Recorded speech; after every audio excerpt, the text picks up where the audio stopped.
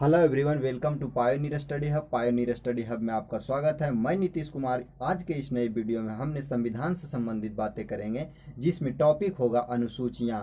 और अनुसूचियों से संबंधित जो भी ऑब्जेक्टिव प्रश्न एग्जामिनेशन में आते हैं वो हम इस वीडियो के अंत में आपको दिखाएंगे, जिसका लेवल होगा बीपीएससी, यूपीपीसीएस, एमपीपीसीएस, यानी कि किसी भी पीसीएस एग्जामिनेशन का क्वेश्चन होगा। तो आइए हम अनुसूचियों को समझते हैं और उसके बाद ऑब्जेक्टिव प्रश्न को हल करेंगे। तो समझिए अनुसूचियां क्या है। उससे पहले संविधान की कुछ हम बेसिक बातें करते हैं। जब संविधान सभा के द्वारा संविधान का निर्माण किया गया और 26 जनवरी 1950 को पूरे भारत में संविधान लागू किया गया, उस संविधान को हम मूल संविधान कहते हैं। और मूल संविधान में अनुच्छेदों की संख्या 395 था और भाग 22, और अनुसूचियों की संख्या 8 था। तब आवश्यकताओं के अनुसार संविधान में संशोधन किया गया और उसमें कुछ ऐड किया गया, लेकिन अनुच्छेद के क्रम में यानी कि उसके संख्या में परिवर्तित नहीं किया गया। अनुच्छेद 395 के 395 ही रहा और भाग में भी कोई परिवर्तन नहीं किया गया, तो भाग अभी भी 22 ही है। और अनुसूचियों को संविधान में संशोधन करके उसमें ऐड किया गया और वर्तमान में अनुसूचियों की संख्या 12 है। अब जानिए कि अनुच्छेद के 395 ही है, लेकिन क्या हुआ कि जैसे 51 के क, 301 के क ख को ऐड करके 400 450 के आसपास अनुच्छेद हो गए हैं, लेकिन उसके क्रम में कोई परिवर्तन नहीं किया गया है। अभी भी 395 अनुच्छेद हैं। अब हम अनुसूचियों के बारे में जानते हैं। तो आइए हम अनुसूचियों के बारे में अध्ययन करते हैं।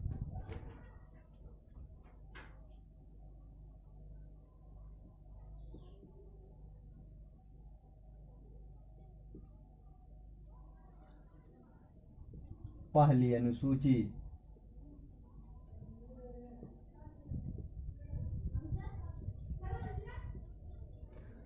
भारतीय संविधान के अनुच्छेद 1 लीजिए आप, या भाग 1 लीजिए, या अनुसूचियां 1 लीजिए। सभी में लिखा गया है कि भारत राज्यों का संघ है।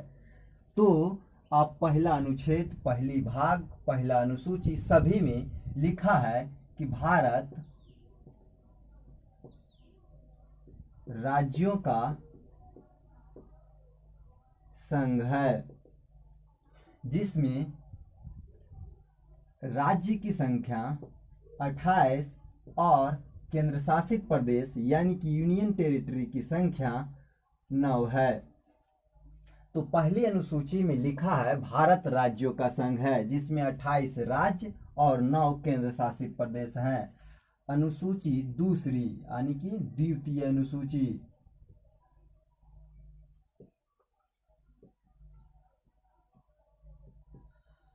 दूसरी अनुसूची में भारतीय संघ की जो भी पदाधिकारी होते हैं, जैसे राष्ट्रपति, राज्यपाल, लोकसभा अध्यक्ष, विधानसभा अध्यक्ष, राज्यसभा के सभापति, इन सभी के वेतन, भत्ता और पेंशन के बारे में है। यानी कि दूसरी अनुसूची में पदाधिकारियों के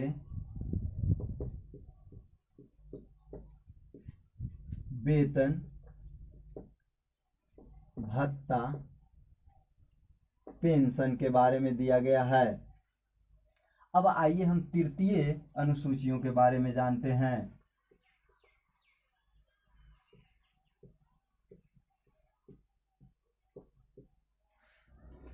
तृतीय अनुसूची में इन्हीं पदाधिकारियों के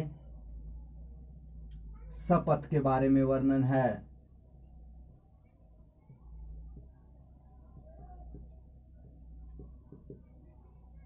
तो पहली अनुसूची में भारत राज्यों का संघ है, दूसरी अनुसूची में लिखा है पदाधिकारियों के वेतन, भत्ता, पेंशन के बारे में है, और तीसरी अनुसूची में लिखा है इन्हीं पदाधिकारियों के शपथ के बारे में। आइए हम चौथी अनुसूचियों को समझते हैं।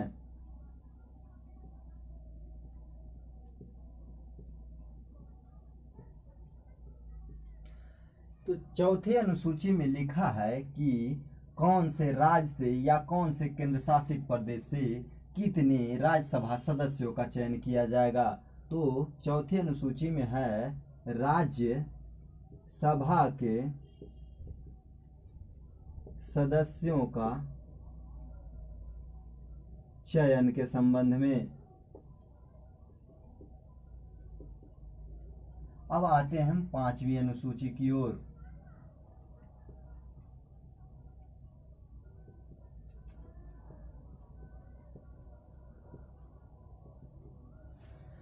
तो पांचवी अनुसूची में लिखा है कि पूरे भारत में जितने भी अनुसूचित जाति, अनुसूचित जनजाति, उसके प्रशासन और उसके नियंत्रण के बारे में है। यानी कि पूरे भारत में अनुसूचित जाति, अनुसूचित जनजाति और उसके प्रशासन के बारे में है।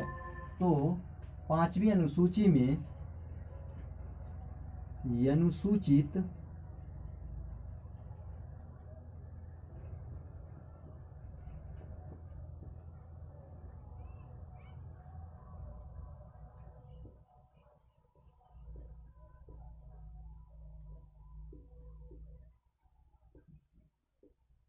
अनुसूचित जाति और जनजाति के प्रशासन के बारे में।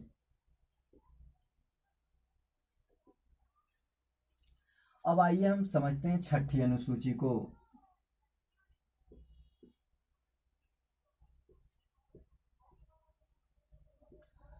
तो छठी अनुसूची में है कि किसी विशेष क्षेत्र जैसे कि असम, मेघालय, त्रिपुरा और मिजोरम में जो भी अनुसूचित जाति और जनजाति है उसके नियंत्रण और प्रशासन के बारे में है। तो छठी अनुसूची में असम, मेघालय, त्रिपुरा, मिजोरम के प्रशासन के अनुसूचित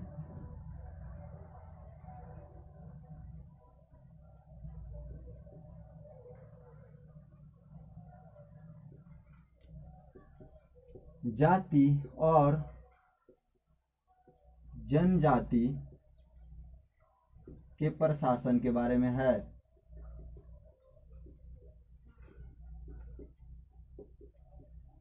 एक बार रिकॉल कर लेते हैं।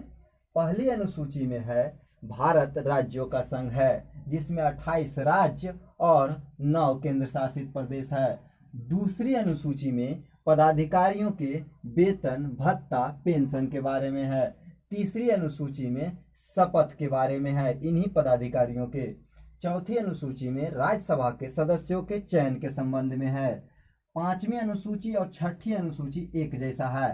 पांचवी अनुसूची में पूरे भारत के जाति और जनजाति के संबंध में है, जबकि छठी अनुसूची में असम, मेघालय, त्रिपुरा, मिजोरम के अनुसूचित जाति और जनजाति के प्रशासन के बारे में है। और आगे है सातवीं अनुसूची।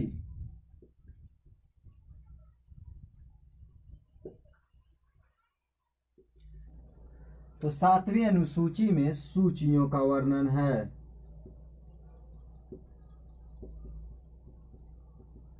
भारतीय संविधान में 3 तरह की सूची होते हैं।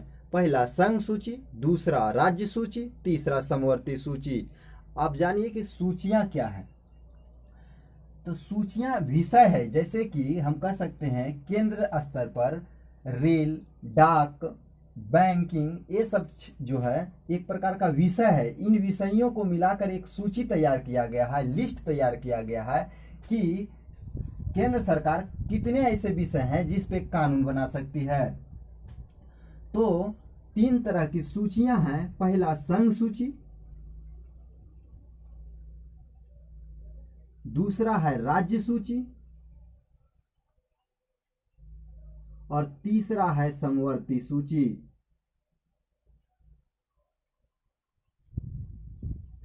तो जानिए संघ सूची क्या है। वैसे विषय जिस पे केंद्र सरकार कानून बनाती है उसे हम संघ सूची कहते हैं। जब मूल संविधान बनकर तैयार हुआ था उसमें 97 विषय इसमें रखा गया था, जबकि वर्तमान में 100 विषय हैं।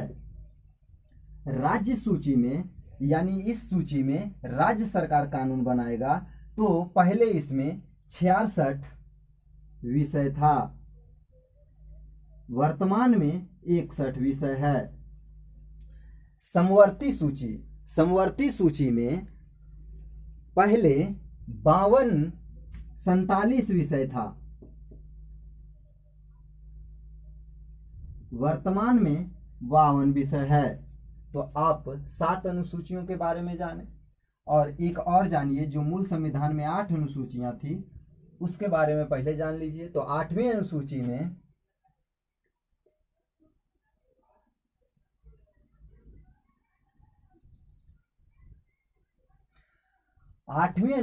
में भाषाओं का वर्णन है। भारतीय संविधान में 22 ऐसे भाषा है जिसको मान्यता प्राप्त है। तो 8वीं अनुसूची में 22 भाषाओं का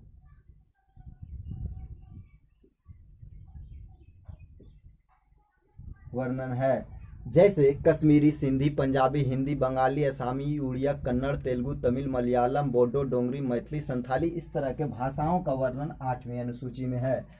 तो मूल संविधान में जो 8 अनुसूचियां थी वो इस प्रकार है। एक बार फिर से रिकॉल कर लेते हैं। पहली अनुसूची में भारत राज्यों का संघ है। दूसरी अनुसूची में पदाधिकारियों के वेतन, भत्ता, पेंशन के बारे में है। तीसरी अनुसूची में इन्हीं पदाधिकारियों के शपथ के बारे में है। तो ये 2 अनुसूची जो है 2 और 3 वो एक जैसा है, और यहाँ 5 और 6 एक जैसा है। तो चौथी अनुसूची में राज्यसभा के सदस्यों के चयन के संबंध में है, और 5वीं अनुसूची में अनुसूचित जाति जनजाति के प्रशासन के बारे में है। 6ठी अनुसूची में असम, मेघालय, त्रिपुरा, मिजोरम के अनुसूचित जाति और जनजाति के प्रशासन के बारे में है। 7वीं अनुसूची में सूचियों का वर्णन है, जैसे कि संघ सूची, राज्य सूची, समवर्ती सूची। तो संघ सूची में पहले 97 विषय था, वर्तमान में 100 विषय है, और राज्य सूची में 66 विषय था, वर्तमान में 61 विषय है। समवर्ती सूची में 47 विषय था, अभी 52 है, और 8वीं अनुसूची में 22 भाषाओं का वर्णन किया गया है। तो आपको 8 अनुसूचियों का जानकारी प्राप्त हुआ होगा। अब हम आगे बढ़ते हैं 9वीं अनुसूची की ओर। आइए हम अब शेष 4 अनुसूचियां जो बची हुई है उसके बारे में जानते हैं। ये मूल संविधान में अनुसूचियां नहीं थी, तो 1951 ईस्वी में पहली बार संशोधन किया गया। पहला संशोधन, उसमें 9वीं अनुसूची को जोड़ा गया। जब भारत 1950 में पूरी तरह से संविधान उस समय लागू हुआ, तो उस समय भूमि के संबंध में बहुत सी दिक्कतें आने लगी। तो भूमि सुधार के संबंध में संविधान में 9वीं अनुसूची को जोड़ा गया। तो 9वीं अनुसूची में भूमि सुधार से संबंधित है।